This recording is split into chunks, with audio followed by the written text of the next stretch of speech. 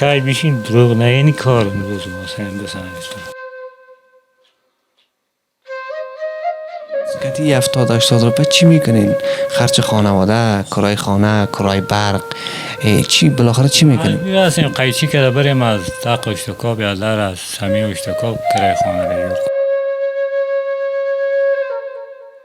ساز بپره تیل بخرم، لوغان بخرم، کرای خانه بتم، کرای آب بتم، یاف نفره بتم، آب دمیان نانا قاقیک شده.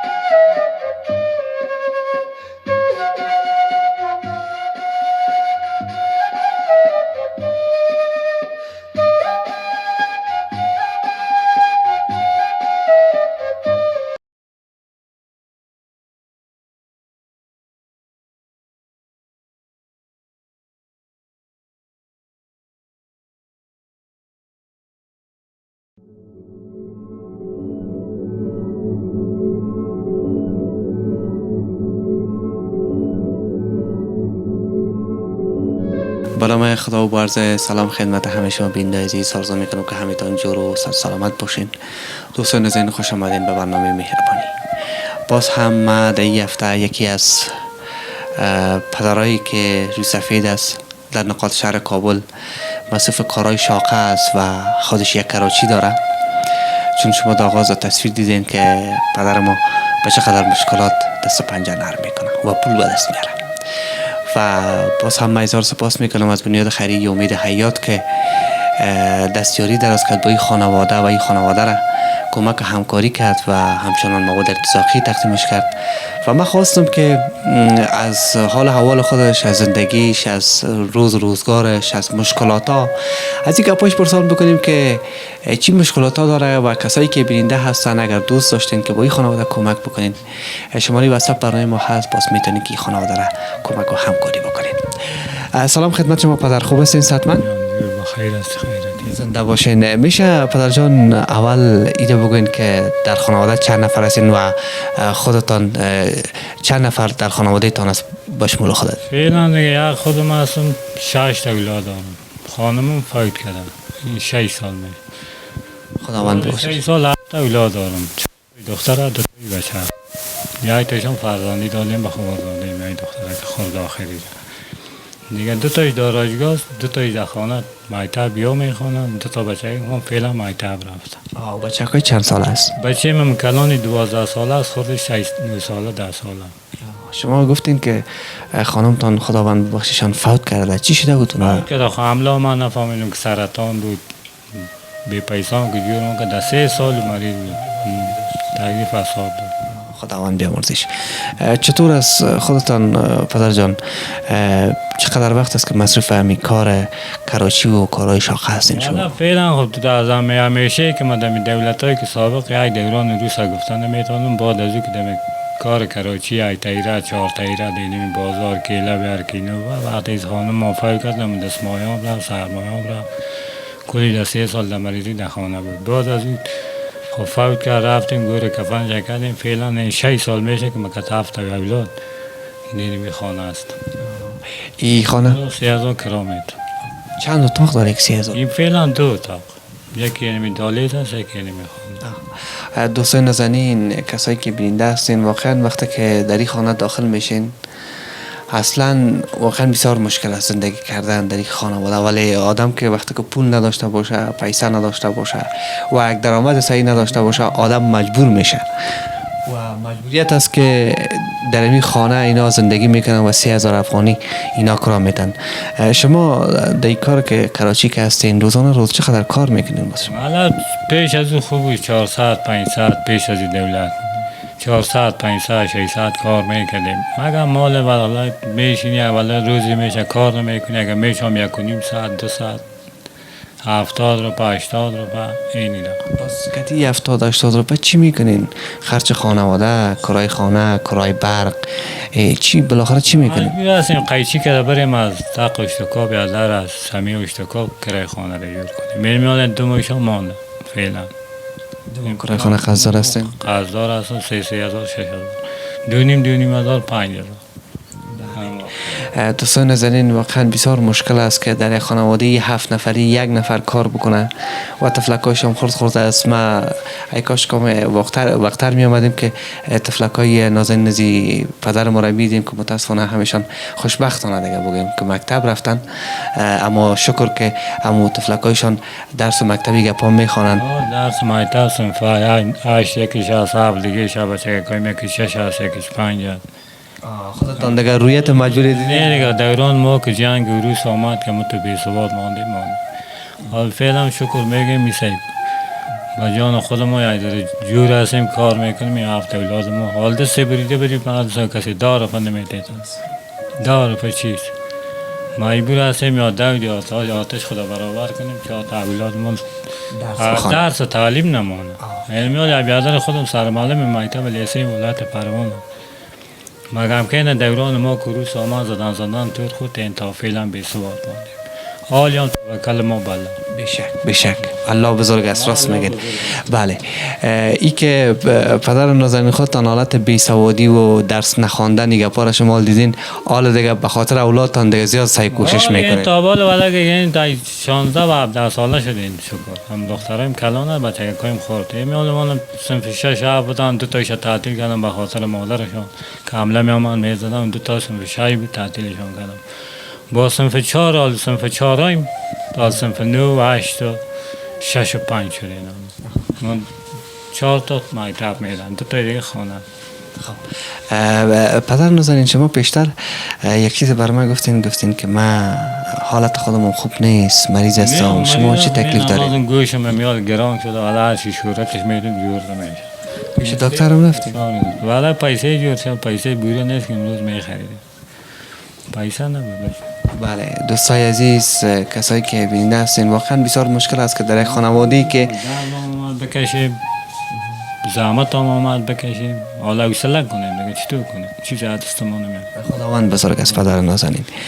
و کسایی که بیننده هستین، بیاین چقدر خوب است وقتی که ما در یک خانواده 7 نفری میریم که بزرگ خانواده که کارگر خانواده هست و ریشش هم سفید است، اگر از دست ما میشه، اگر از وسط توان ما میشه، چیزی که خدا است، بیاین کمک بکنیم، همکاری بکنیم، دست به دست هم داده تا باشه که می خانواده‌ای که فقیر هستن، نادار هستن، ناتوان هستن و کس در خانهشان نیست کار بکنن، اونا را کمک همکاری بکنیم، چون دی رضای الله است و در کار ما، در کسب ما، در زندگی ما برکت مفته.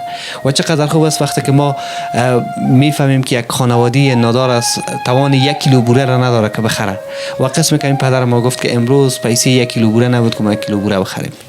امروز کای نشین راز بشین، کای بشین دروغ نه، این کار امروز ما سیم بسنجتا. این امروز روز امید آمد، را بندان آمد، مال تا میشده چه بگم کسی نی کار نیست، این 50 60 این دابل سر کردیم، این 12 1 بجه شد. بله دوستان، چی بخرم؟ روغن بخرم، میره چای بوره بخرم، میره کرای خانه باتم، میره به برق باتم، 3700 بله برق تابیل کردیم، 1700 بله آب تابیل کردیم. این یا مانده بردر، این شام که من غذا بخرم، روغن بخرم، چای بخرم، بوره بخرم، این چی رو بخرم؟ کار نه مزدورکاری سر چوک مانده، فقط او هم کدام نفر مسلمان پیدا شد که ایدهی بیستی بترد ما دیگه این سیگرهای کارگری نیست. این 50 سال شد از عمر ما، 10 سال به او زدیم، بعد 10 سال دعا کردیم که باز دیگه ما جنگ افغانستان.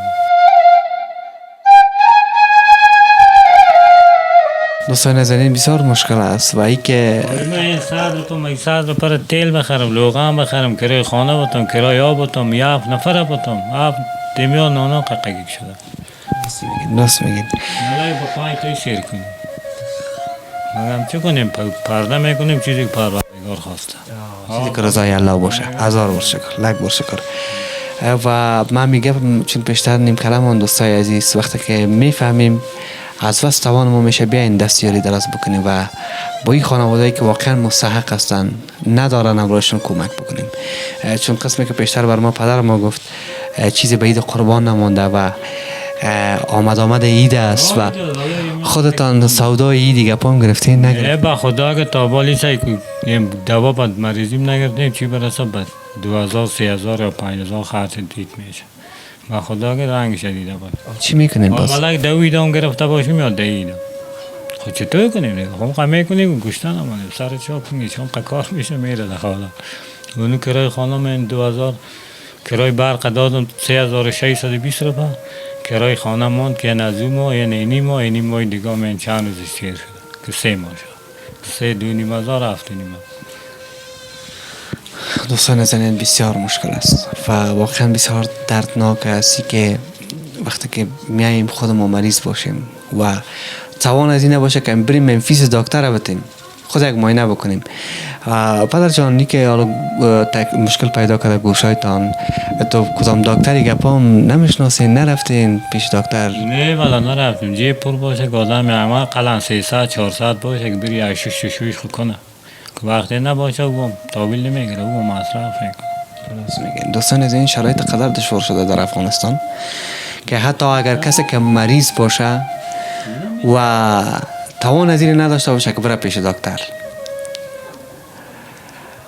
و کسایی که تجارین محترم که اگر بیننده هستن و اگر از بس توانشان میشه و اگر کسایی که در افغانستان هستین، کسایی که زندگی میکنین، حداقل یک بار سر بزنین از چهار طرفتان و از همسایتان با خبری بکنین.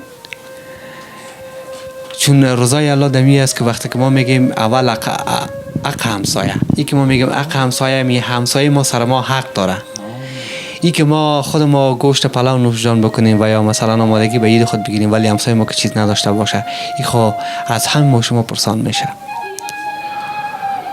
و وقتی که ما داشته باشیم باید از دستیاری درست بکنیم و این خانواده را حمایت بکنیم تا باشه که طفلکایشان بخیر یک آینده خوب داشته باشند، درس بخوانند، یک آینده روشن داشته باشند. امیدوارم که کسایی که بیننده هستین و باز هم من اظهار سپاس میکنم از بنیاد خیریه امید حیات که زحمت میکشه، واقعا خانواده‌ای را پیدا میکنیم که ما حداقل بتونیم امو کار را که اگر از وسط توان ما میشه از طرف بنیاد خیریه امید حیات میشه که به خانواده کمک بکنیم. چقدر خوب است وقتی که ما میبینیم یک خانواده که به 1 کیلو بوره احتیاج هستن و 1 کیلو بوره ندارن و ای که ما مثلا پیسه 4 یا 5 کیلو بوره که در جیب ما است بین به خانواده تقسیم بکنیم.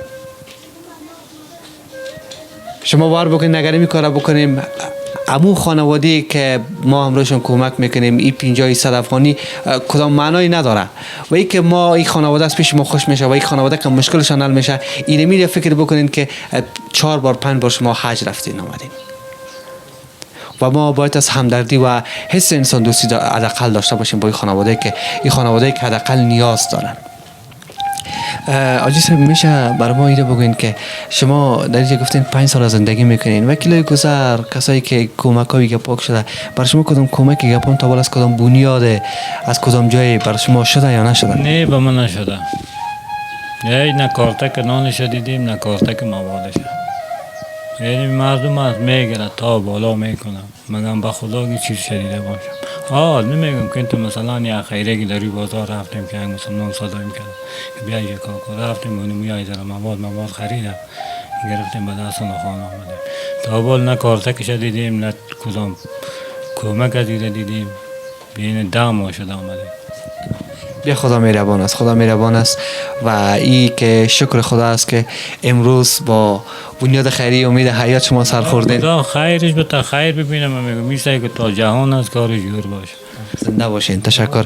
و ای که یک ضرب المثل ما شما دادن که میگه یار بی کسان خداست. نه مثلا یک 4 تا غریب دیگه شاید که امام کرده 70 سال بعد شکر میتون که یک بوجار در 6 طبق 7 طبق در 50 ساعت میکشه. شکر از کسی که مثلا نمیتونم کار باید این کسایی که دارن دیگه نمیروی این وقتش هست. یعنی وقت کمک است. یعنی میاله وقت کمک است که به ما نه تا برکی که میتونه کمکش بره. اگه 50 ساعت که دیگه میتونه 2 ساعت میتشه نمیشه پس سر پای استاد. حالا خاص این 40 سال میشه 20 سال نیست که جنگ است. 40 سال میشه 46 سال میشه جنگ.